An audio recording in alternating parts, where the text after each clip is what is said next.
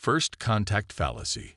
Grand Admiral Nexer stood motionless before the quantum blast viewport of the Kilarian Empire's flagship Celestial Judgment, his iridescent scales shifting between shades of deep purple and steel gray, a sign of intense concentration among his species. The target of his attention, a seemingly unremarkable planet, third from its yellow star, wrapped in swirling white clouds and vast blue oceans. Status report, he commanded, his voice carrying the weight of 15 centuries of Kilarian military tradition. Final analysis complete, Admiral, responded Science Director Venna, her holographic form materializing beside him. The species calls themselves humans. Technology assessment places them at Category D3, pre-FTL civilization with rudimentary space presence. Detected traces of fossil fuel usage, primitive fission power, and early quantum computing attempts. Nexer's secondary eyes narrowed, focusing on the scattered orbital debris field their sensors had mapped. Their space practices are inefficient. Indeed, Venna agreed, her holographic digits manipulating a stream of data. They've left thousands of defunct satellites in orbit, rather primitive waste management, suggesting limited environmental awareness. Perfect candidates for protectorate status, Nexer concluded. The Kilarian Empire had perfected this process over millennia. Identify developing civilizations, demonstrate overwhelming technological superiority, and offer protection in exchange for resources and technological vassalage. It was considered a mercy. Most species gladly accepted after a simple show of force. Launch the standard contact package, he ordered. Let's begin. Admiral. The urgent tone from Tactical Officer Kress cut through the command deck's usual quiet efficiency. Multiple anomalies detected in the debris field. Before Nexer could respond, the ship's AI blared a warning.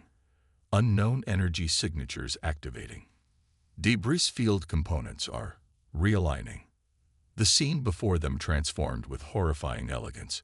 What they had dismissed as space junk began to move with purpose. Hundreds of seemingly dead satellites simultaneously shed their weathered exterior panels, revealing pristine hardware beneath. They watched in stunned silence as the debris field reorganized itself into an intricate defensive grid. Impossible, Venna whispered, her hologram flickering with agitation. The energy readings, they're using controlled quantum tunneling. The power requirements alone. Multiple targeting locks detected, Kress reported, his scales now a pale yellow of alarm. Sir, they're using our own targeting frequencies. They've been reading our systems since we arrived. Nexer's mandibles clicked in agitation. Launch diplomatic probes. Standard first contact. The space between their ship and Earth flickered. Where there had been empty void, a massive station now existed, its architecture unlike anything in Kilarian records. It had clearly been there the whole time. Hidden by technology the Kilarians had believed impossible for centuries to come. A transmission cut through their communications, broadcasting on all frequencies in perfect Kilarian. Greetings, visitors. We've been expecting you. Your reputation for civilizing developing worlds precedes you. Perhaps we should discuss why your intelligence gathering is so incomplete. The message was followed by detailed schematics of the Celestial Judgment's critical systems, information no D3 civilization should have been able to acquire through their supposedly impenetrable shields. Nexer felt his scales shift to the deep blue of diplomatic caution. For the first time in his centuries-long career, he realized his empire had catastrophically underestimated a species. Open a channel, he ordered quietly. It seems we need to reassess our first contact protocols. Told you they'd fall for it. Sarah Chen, Earth Defense Force Commander, smiled as she watched the alien flagship's engine output drop to neutral status. Nothing makes an empire reassess faster than realizing their strategic advantage never existed. Her second-in-command, Admiral James Rodriguez, nodded as he studied the holographic display of the Kilarian vessel. The quantum masking network performed perfectly. They never saw our real defense grid, just the decoys we wanted them to see. Humanity learned long ago that the best defense isn't always showing your strength. Chen mused, watching as diplomatic channels began to open. Sometimes it's letting others underestimate you until the perfect moment to show your hand. The real Earth defense grid, far more advanced than what they had revealed, remained hidden, along with the true extent of human technological achievement. This was just the first move in a long game, one humanity had been preparing for since they first detected the Calirian Empire's expansion patterns decades ago. "Shall we show them what a primitive species can do?" Chen asked with a slight smile. "Let's take it slow," Rodriguez cautioned. "After all, we've got plenty more surprises if they need further convincing." As the first official communication channel opened between Earth and the Calirian Empire, humanity prepared to demonstrate why underestimating them was always a critical mistake. The game of interstellar diplomacy was about to change forever, and Earth was playing with a deck centuries in the making. Digital warfare. Grand Admiral Nexar's diplomatic summit was not going as planned. In the sleek conference room aboard the Earth Defense Station Prometheus, he found himself increasingly unsettled by the casual confidence of his human counterparts. They weren't acting like a species that should be awed by Calirian technology. Instead, they were politely pointing out flaws in his empire's systems. "Your quantum encryption is impressive," Dr. Maya Patel, Earth's head of cybersecurity, noted while sipping her coffee. "But it relies too heavily on traditional mathematical principles. You've overlooked the biological component entirely." Venna, whose hologram flickered with barely contained irritation, responded, "Biological computing is inherently unstable. We abandoned such primitive approaches millennia ago." "Did you?" Maya smiled, setting down her cup. "Or did you just not figure out how to do it properly?"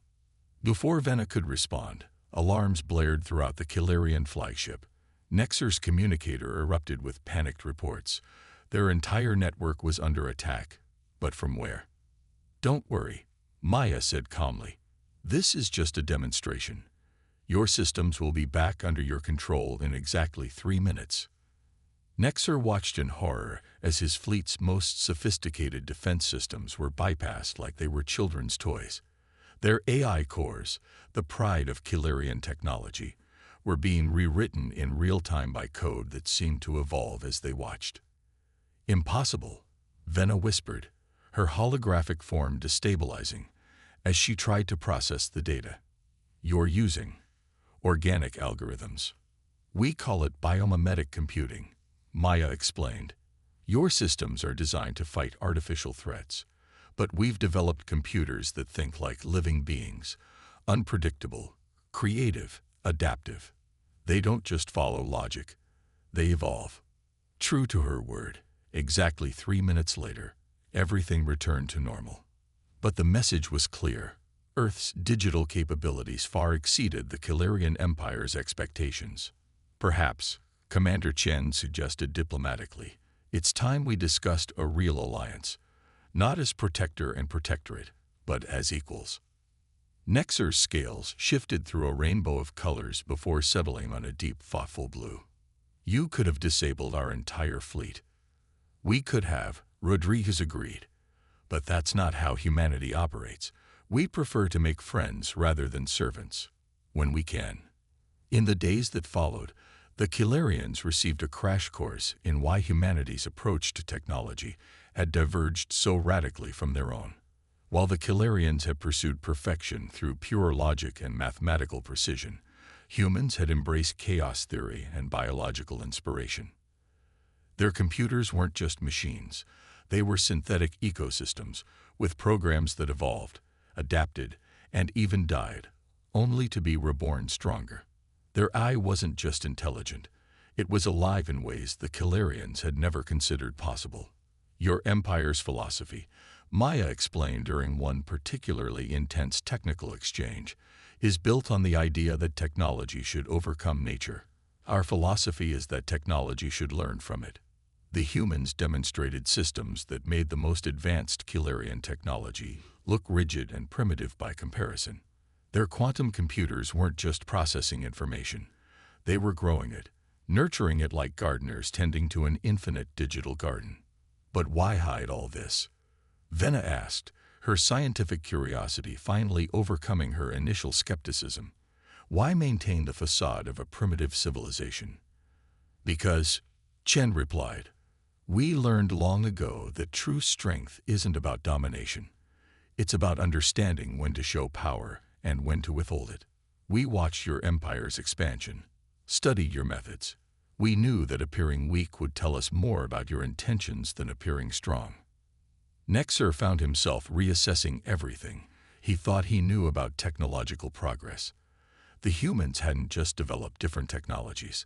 They'd developed a different way of thinking about technology itself.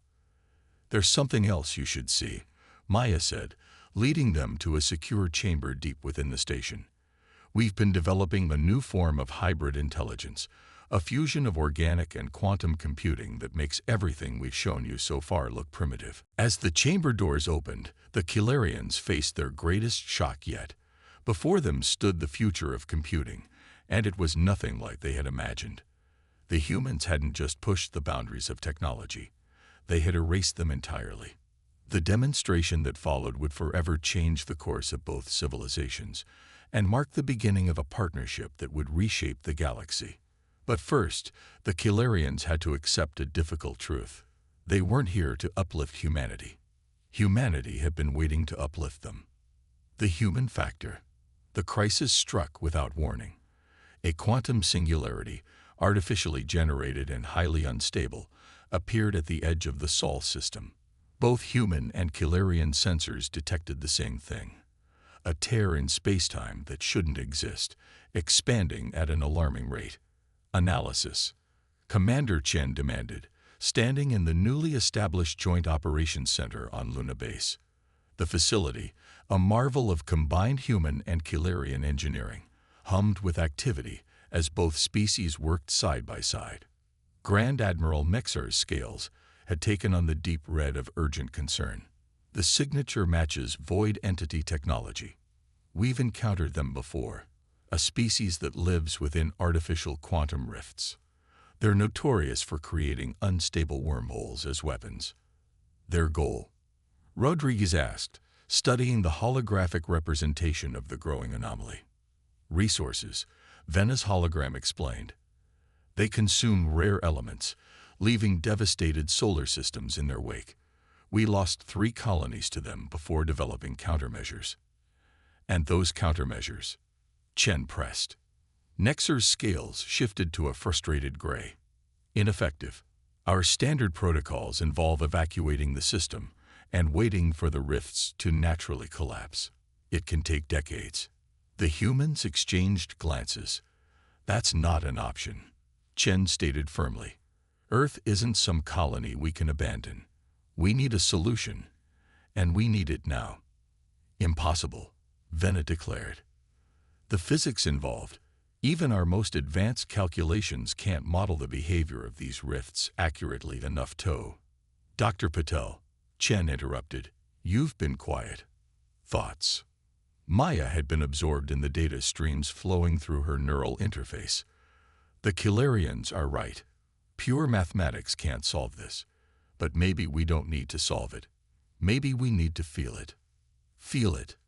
Nexer's secondary eyes blinked in confusion. Your biomimetic systems, Venner realized suddenly. You think they could predict the rift's behavior? Better, Maya smiled. I think we can communicate with it. What followed was unlike anything the Kilarians had ever witnessed. While their ships maintained a defensive perimeter, the humans deployed what they called a quantum empathy network, a hybrid system that approached the rift not as a problem to be solved, but as an entity to be understood. The void entities aren't just using the rifts as weapons, Maya explained as she worked. They're using them as homes, as transport. These aren't just tiers in space, they're engineered environments. The biomimetic computers began mapping not just the rift's physical properties, but its patterns, its rhythms, its very nature. It was like watching someone learn to dance with a tornado. There, Maya exclaimed. The rift isn't random, it's speaking. These fluctuations, they're language markers. The void entities are trying to communicate. The Kilarians watched in amazement as humans did something they had never considered possible. They initiated diplomatic contact with a quantum anomaly. Through their hybrid systems, they discovered the truth. The void entities weren't invading. They were fleeing. Their own dimension was collapsing, and they were desperately searching for sanctuary. They don't want to destroy the system, Maya reported, her eyes glowing with the neural interface's light. They want to share it. Their technology can be modified to create stable pocket dimensions within our space. They just never found anyone who could understand them enough to help. Commander Chen turned to Nexer, whose scales had shifted to the bright orange of revelation. Still think impossible is an absolute term, Admiral. The next few days saw unprecedented cooperation as humans, Kilarians, and void entities worked together to stabilize the rift and establish the first cross-dimensional embassy in known space. The void entity's mastery of quantum engineering, combined with human intuition and Kilarian precision, opened up possibilities none of them had imagined alone. "You know what this means," Rodriguez said quietly to Chen as they watched the first permanent quantum bridge take shape. "The galaxy just got a lot bigger. And a lot more interesting." Chen agreed. The Kilarians thought they were coming to teach us about the universe. Instead, they're learning that the universe is bigger than anyone's assumptions. Nexer, overhearing, allowed his scales to shift to a humble shade of blue. "Perhaps that is the greatest lesson your species has to teach, Commander. Not just how to advance technology, but how to advance understanding."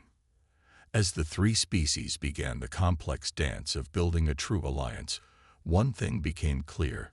Humanity's greatest strength wasn't their hidden technology or their strategic deception. It was their ability to see beyond conventional wisdom and imagine solutions where others saw only problems.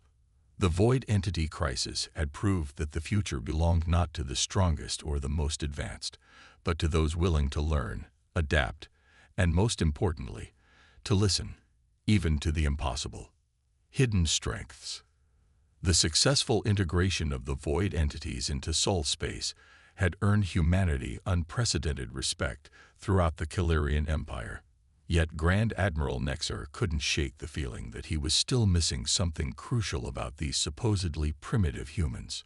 The answer came during what was meant to be a routine inspection of Earth's lunar facilities. Nexer, accompanied by Venice Hologram, followed Commander Chen through a series of security checkpoints, each more sophisticated than the last. "You understand," Chen said, entering a final authorization code. "What you're about to see hasn't been shared with any outside species before. The void entity crisis convinced us you're ready." The massive doors slid open, revealing a sight that made even Venice Hologram flicker in shock. The chamber stretched for kilometers, filled with technology that defied Kilarian understanding. But it wasn't the scale that stunned them. It was the implications. "Impossible," Vena whispered.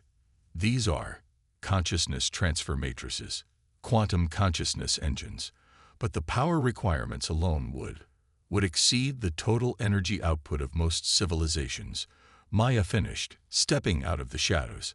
"Unless, of course, you've figured out how to harvest zero-point energy from parallel dimensions." Nexer's scales shifted rapidly through colors of disbelief. "You've mastered zero-point energy. But our scans detected exactly what we wanted them to detect," Rodriguez explained, joining them. "Just like our orbital defenses, our power signatures are carefully crafted illusions. We learned long ago that true power lies not in what you show, but in what you keep hidden." The truth unfolded before the Kilarian delegates like a flower of impossible complexity. Humanity hadn't just achieved technological parity with the galaxy's most advanced civilizations. They had quietly surpassed them decades ago. "But why?" Nexer asked, his voice barely a whisper. "Why maintain the charade? Why allow other species to think you primitive?" Chen's response was measured, careful. "Because we learned something important during our early development. The species that showcase their power tend to become targets, or worse, they become complacent. We chose a different path. The tour continued, each revelation more staggering than the last. Humanity had developed technology that didn't just manipulate reality. It fundamentally rewrote its rules. Their quantum consciousness engines didn't just process information, they processed possibility itself. Your empire builds incredible machines, Maya explained, gesturing to a device that seemed to fade in and out of existence. We learned to build incredible possibilities. Every piece of technology you see here exists in multiple quantum states simultaneously. They're not just machines, they're windows into what could be. The primitive satellites, Venner realized suddenly. The fossil fuel usage, the environmental damage, all carefully orchestrated deceptions. Not deceptions, Rodriguez corrected. Teaching tools. We maintained certain technologies not because we needed them, but because we knew other species needed to see them, to understand their own development path, to learn from our apparent mistakes. Nexer found himself reevaluating every interaction, every assumption about human civilization. The void entities, you could have communicated with them immediately, couldn't you? You already knew about dimensional engineering. Chen smiled. But then you wouldn't have learned that communication is more powerful than confrontation. That understanding surpasses force. Every crisis, every interaction, has been an opportunity to teach without lecturing, to guide without commanding. The pinnacle of the revelation came in a chamber that seemed to contain nothing at all.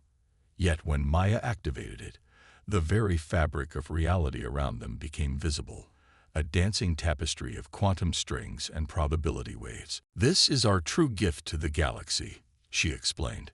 Not the technology itself, but the understanding that progress isn't a ladder to climb. It's a web to weave. Every species, every civilization, contributes its own thread to the pattern. As the Kilarians struggled to process these revelations, Chen offered a final insight. Your empire seeks to elevate other species to your level. We seek to help all species find their own path.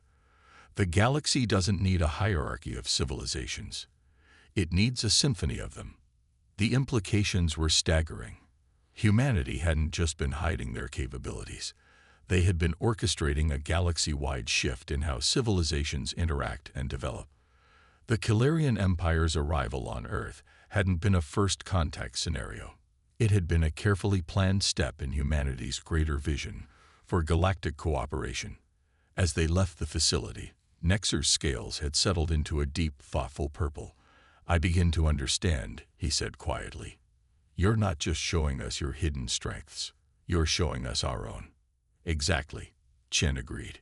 Because the greatest power isn't in the technology we build or the energy we harness. It's in the wisdom to know when and how to use it. And more importantly, when not to. New Horizons. 1 year after the revelations in the lunar facility, the galaxy had changed in ways even humanity hadn't fully anticipated. The Great Hall of the newly constructed Confluence Center, floating in Earth orbit, hosted representatives from over 300 species, including several that existed in states of matter previously considered impossible.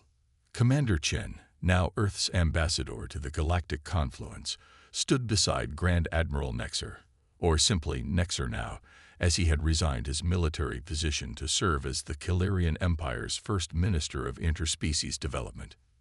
Did you ever imagine this? Nexer asked, his scales shimmering with the peaceful gold of contentment as they watched a void entity diplomat engage in animated discussion with a silicon-based consciousness collective. We hoped, Chen admitted, but hope and reality don't always align. This has exceeded our most optimistic projections. The dissolution of the Kilarian Empire, or rather, its transformation into the Kilarian Cooperative, had sparked a cascade of changes throughout known space. The revelation of humanity's true nature and their philosophy of guided development had caused dozens of other advanced civilizations to step forward, each admitting they too had hidden aspects of their development.